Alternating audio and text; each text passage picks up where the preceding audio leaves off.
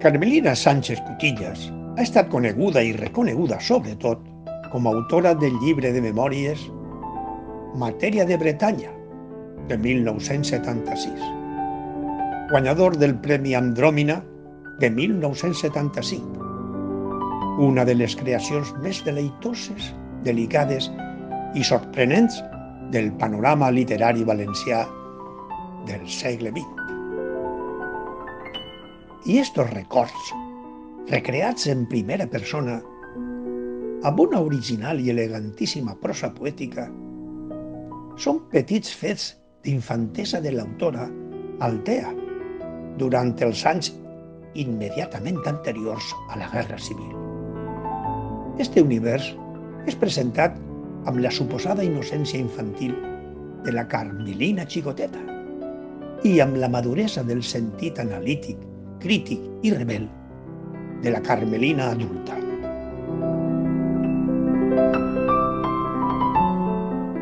La Mar vivia a una abadia molt gran. Un dels cantors d'aquella abadia, que era la casa de la Mar, s'anomenava la Punta de l'Albir i l'altre cantó el Morro de Tos. I cap al grancó de l'olla sudaven els crestallers de l'Aigueta i de l'Illot. L'Aitana i el Puig Campana eren dues muntanyes punxegudes i meixornenques que de tant de mirar-se l'aigua se n'havien tornat blaves. Fent frontera entre el nostre terme i el de Calp i Benissa s'alçava la Serra Bèrnia, una frontera de color de pàmpols daurats i de tardor que naixia al coll del Mascarat i arribava a la vall de Tàrbena. I estava tota voltada de tossals apegats a les seues faldes com cadells mamant de la mare. I nosaltres vivíem com si visquérem a cavall entre el poble i Capnegret. Al poble, la casa de l'avi i dels oncles, i a Capnegret, la casa dels pares vora la carretera. Per les costeres del poble t'hi trobaves bacons xicotets i gallines, i pollastres i xiquets. A l'estiu, les xiquetes i xiquets més menuts anaven en conill o amb una camiseta de tele que no els aplegava el melic. És curiós com a vegades retornen a nosaltres els records, prenent vida i color i moviment de bell nou, com si no fossin ja coses animades. Recordo una vesprada que en aplegar a casa i oblidant les convidades que tenia ma mare, vaig començar a cridar des de la porta: «Mamà, Carlitos ha tirado un cerdo al agua!» Un cèrcol és un rogle de ferro, però jo el vaig traduir per una paraula pareguda en castellà.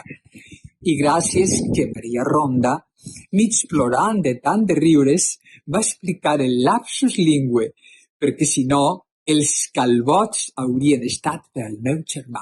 Al meu avi no li va fer gens de gràcia i deia que era una vergonya que els seus nets no sabien parlar valencià.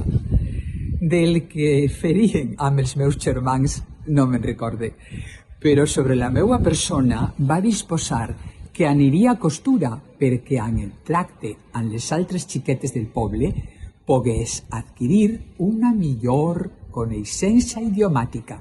I així fou, com l'endemà, amb la cadireta de boga i un tros de pa i companatge, endugueren a casa de la mestra Cantarrana, com li deien de mal nom.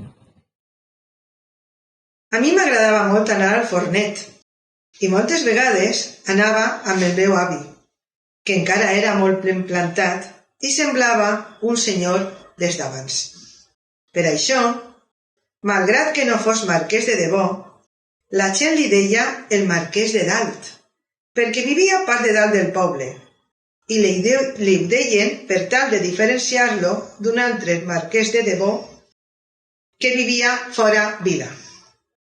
Quan anàvem al fornet, mon avi i jo, les dones que cosien o xerraven assegudes als cantons cercant la frescoreta, segons que nosaltres avançàvem pel carrer, s'alçaven de les seues cadires per tal de saludar-nos. I era com si nosaltres fóssim dos reis passejant, però ell parlava amb totes les dones i les coneixia de sempre, i s'interessava pels seus assumptes, i això em sembla que els reis no ho fan. I era de veure aquell gran senyor com s'oblidava a les hores de l'orgull i es tornava senzill com el poble menut. Quan les dones del fornet parlaven amb mon avi, se les encenia als ulls una llumeneta i per un instant es desapareixia tot el cansament de la vida, que el portaven ben apegat als ulls. I era com si totes elles l'haguessin estimat secretament quan eren joves. Les vesprades que plovia anaven tota la colla de menuts a casa de la mare Paula i miraven caure l'aigua, que queia silenciosament i rítmica. Gloc, gloc, gloc. Ella sempre estava asseguda a la seva cadira de repòs i nosaltres ens ficàvem sobre el maruà, que era una estora redona feta d'espart. De tant en tant, una gota d'aigua, en pegar contra una pedra més grossa, ens esguitava i després s'escoltava per sobre la nostra carn com un petit rierol. I quan es cansaven del rierol, sols havien de clavar el dit damunt la goteta i la feien desaparèixer del món de les gotetes de la pluja. En arribar l'hora de berenar, la mare Paula cridava a la seva filla i li deia: «Vitrigüeta, treu el berenar als xiquets!» I sempre era el mateix, pa i melva. I el pa era gran, i rodó, i blanc, però passat sense gens de sal, perquè en aquell poble l'aliment principal de la gent pobra era la saladura. I diu que el salat vol l'acompanyament insípid. I el pa el tenien alçat a la saranda i ben embolicat amb un tovalló blanc. Aleshores començaren les baralles. Clar, tots volíem el core de la melva, que era el cor del peix que feien la melva, i ella el donava cada dia a un de nosaltres. I tots volíem el core de la melva, perquè quan ens el menjaven era com menjar-se una cosa tèbia. I sentíem un caliu per dintre, com si el nostre cor volgués créixer una miqueta. I quan ja havíem menjat bones llesques de pa i prou bolletes de melva, la mare Paula ens contava contes. El que més m'agradava de tot el repertori era el de Peret i Margalideta. Després, en fer-me gran, vaig adonar-me que aquests contes diu Hansel i Gretel i que els saben tots els xiquets del món. I és possible, fins i tot, que tots els xiquets del món hagin tingut una mare Paula i que estimen la pluja lleu que fa gloc, gloc, gloc quan llisca del cel i que en menjar-se els corells de la melva sentiran també créixer els seus petits cors. Una immensa rencança m'envaeix i em dol. Em dol a la carn i a l'esperit, sense que puga fer res per arrencar-la de dintre meu. Tinc rencança per tot allò que aleshores constituïa la meua vida, pel temps mort, per tot aquell grapat de noms sense rostre que guarde a la memòria com una pila de records incomplets. I qualsevol cosa, una veu, el cruixit d'una porta que s'obre lentament, l'olor de la mar, barrejada amb l'olor d'una foguera de llenya seca, són prou per a treure'm els fets d'aquells xants a retalls. A trossets lluents, com els trossets d'un mirall, quan es trenca i et veus en cada mica de vidre. La casa gran i la petita eren tan juntes que semblaven com si fossin els dits d'una mateixa mà, el dit del mig i el dit menovell. I si un dia les hagueren enderrocades, trobe que ningú no sabria a quina de les dues pertanyia la part mitgera. A la gran vivien nosaltres i a la petita els masovers. I mos pares es dien los caseros.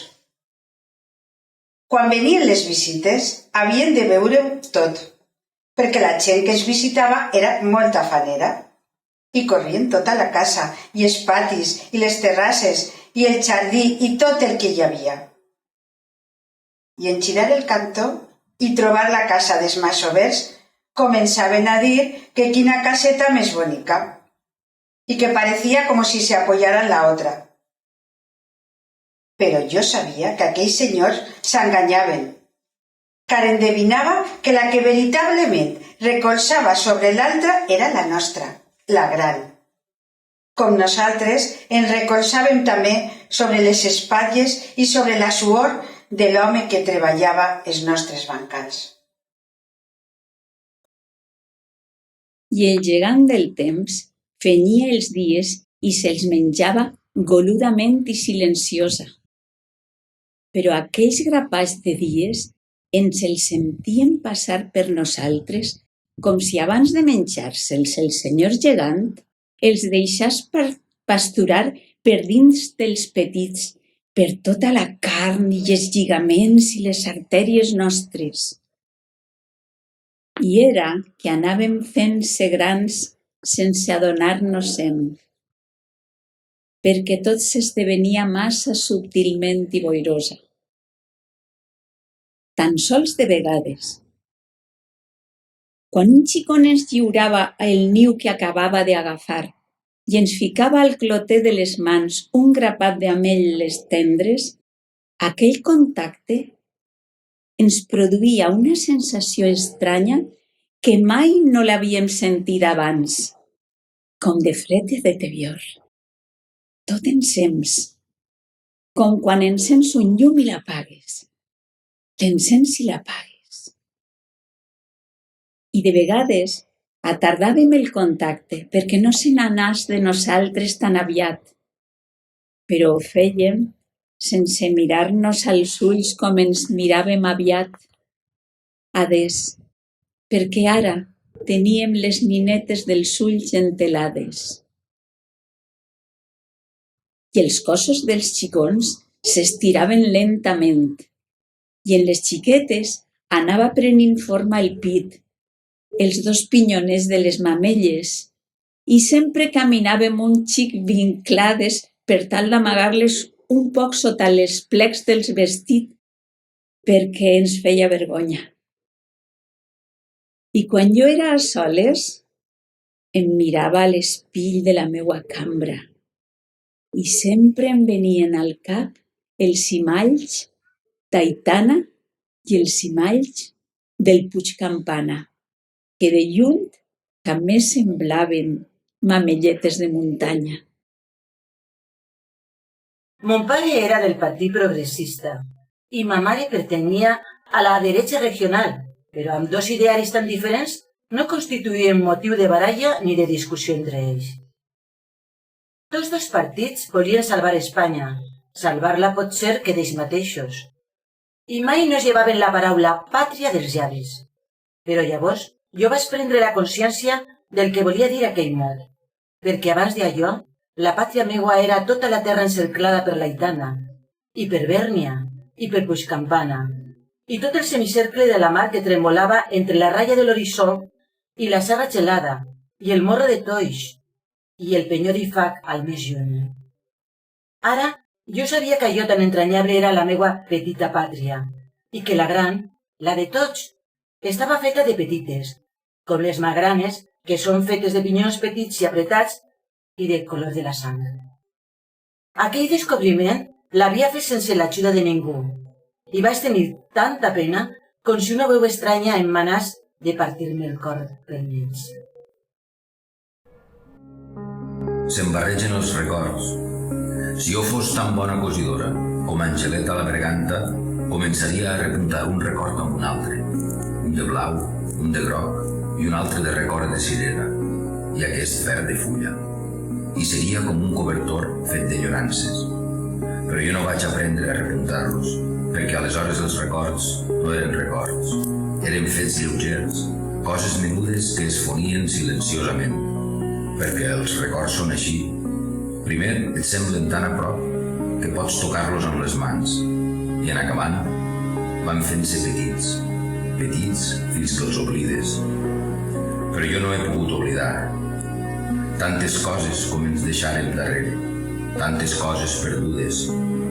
I ara tan sols recorde la caseta de les nines, el cavallet de cartró, la pilota gran, Aquell tren amb túnels al mig de la via i els poblets i arbres als costats, les barquetes de vela. Perquè, igual que els altres xiquets de la guerra, els meus germans i jo mai més no tornaríem a tindre joguets.